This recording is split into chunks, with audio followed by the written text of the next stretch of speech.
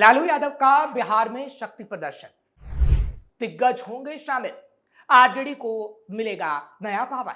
लालू यादव एक बार फिर बड़ी तैयारी में है। तैयारी आरजेडी को मजबूत करने की, तैयारी एक बार फिर अपनी ताकत को दिखाने की। लेकिन क्या वाकई लालू ऐसा कर पाएंगे? क्योंकि पोते का जन्मदिन होगा और लालू हुंकार भरते नजर आएंगे, जिसके बाद लालू को लेकर कई सवाल उठ रहे हैं कि क्या तेजस्वी जो आरजेडी के लिए नहीं कर पाया अब लालू करेंगे। नमस्कार, कैपिटल टीवी की स्पेशल स्टोरी में आपका बहुत बहुत स्वागत है। मैं हूं आपके साथ हर्ष भारद्वाज।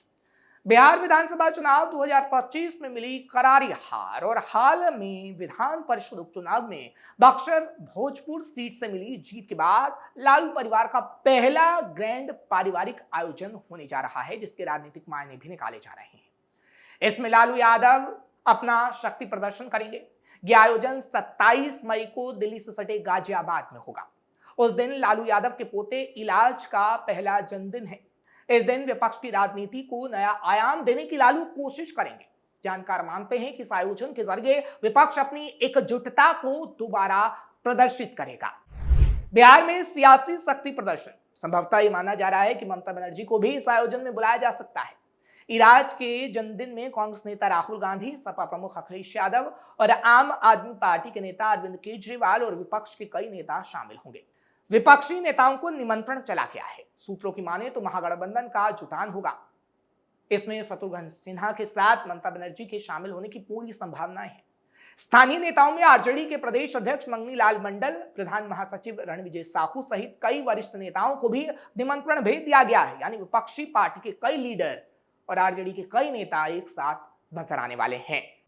आरजेडी नेताओं को न्योता, दरअसल विधायकों को भी न्योता दिया गया है। 25 विधायक, 15 विधान पार्षद और 4 लोकसभा सांसद और 3 राज्यसभा सांसदों को दिल्ली पहुंचने को कहा गया है।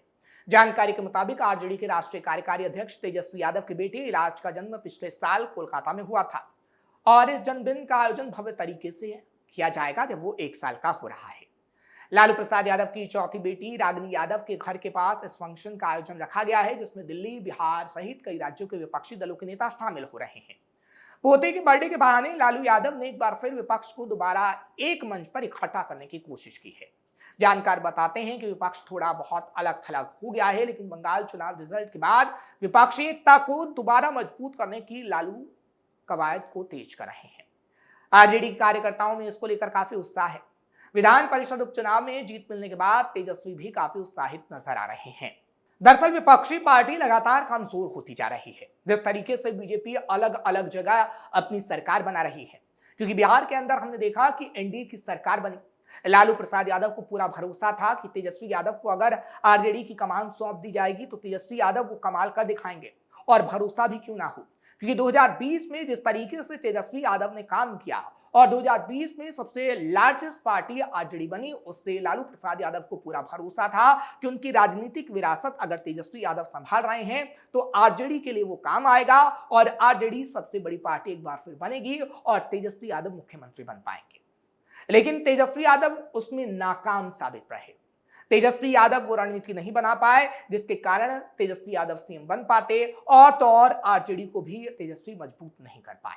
इसलिए लालू के सपनों पर पूरी तरीके से पानी फिर गया।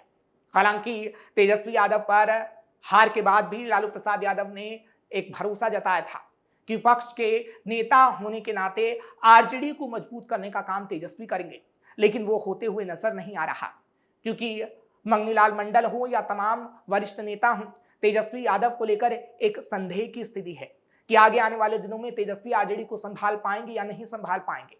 क्योंकि तेजस्वी के लिए सबसे बड़ी चुनौती यही थी कि जो महागठबंधन है उसका तालमेल बनाए रखें और तो और तेजस्वी यादव बिहार के अंदर आरजेडी को सबसे बड़ी पार्टी बना सके।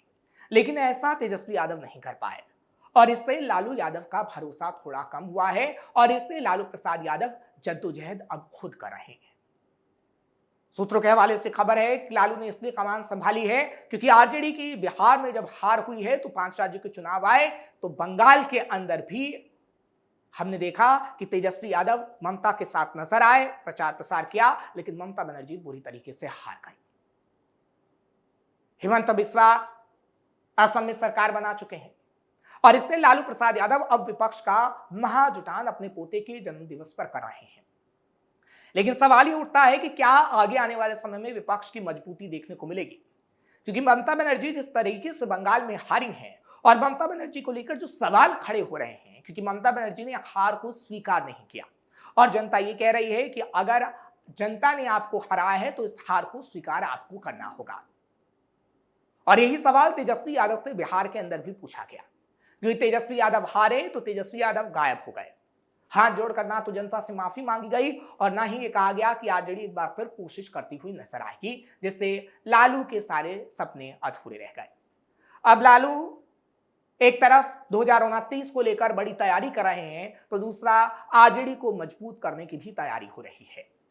और यही वजह है कि जब पोते का जन्मदिन है तो दिल्ली से सटे इलाके में किस तरीके से ममता बनर्जी से लेकर अरविंद केजरीवाल और विपक्ष के तमाम बड़े चेहरों की मौजूदगी हो सकेगी, जिससे कहा जा सकता है कि अब जो इंडी अलायंस होगा उसका क्या एक बड़ा चेहरा लालू प्रसाद यादव ही होंगे, क्योंकि जिस नीतीश कुमार ने इंडिया अलायंस को बनाया वो नीतीश कुमार इंडिया अलायंस से दूर हो गए और इस वक्त एनडीए के साथ बिहार के अंदर वो हैं। लेकिन इंडिया अलायंस का चेहरा अब कौन होगा? क्या ममता बनर्जी, लालू प्रसाद यादव या कोई और? खैर, लालू प्रसाद यादव इस वक्त जद्दोजहद कर रहे हैं और लालू प्रसाद यादव के साथ अगर ममता बनर्जी होंगी तो उस दिन कई सियासी दांवपेच भी खेले जाएंगे। बाकायदा एक प्रेस कॉन्फ्रेंस भी रखी गई है और उस प्रेस कॉन्फ्रेंस में सत्ता पक्ष पर तीखा वार तो होगा, लेकिन इतना जरूर कहा जा सकता है कि ममता और लालू प्रसाद यादव कुछ ना कुछ ऐसी रणनीति जरूर बनाएंगे कि 2029 में किस तरीके से प्रधानमंत्री नरेंद्र मोदी का विजयी रथ रोका जा सके।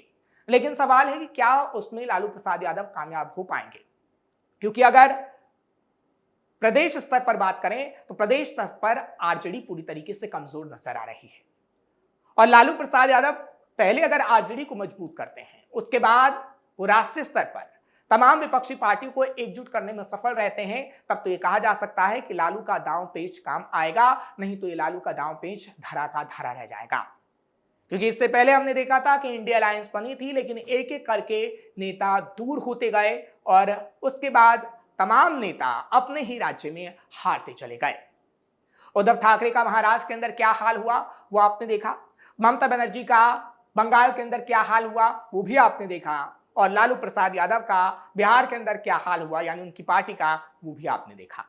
इससे विपक्ष को अगर रणनीति बनानी है तो काफी महत्वपूर्ण रणनीति को बनाना होगा और लालू प्रसाद यादव को ऐसी रणनीति बनानी होगी ताकि विपक्ष का महाजुटान हो रहा है तो विपक्ष में कोई फूट पड़ती हुई नजर ना आए और आगे आने वाले समय में बड़ी स्तर की तैयारी की जाए।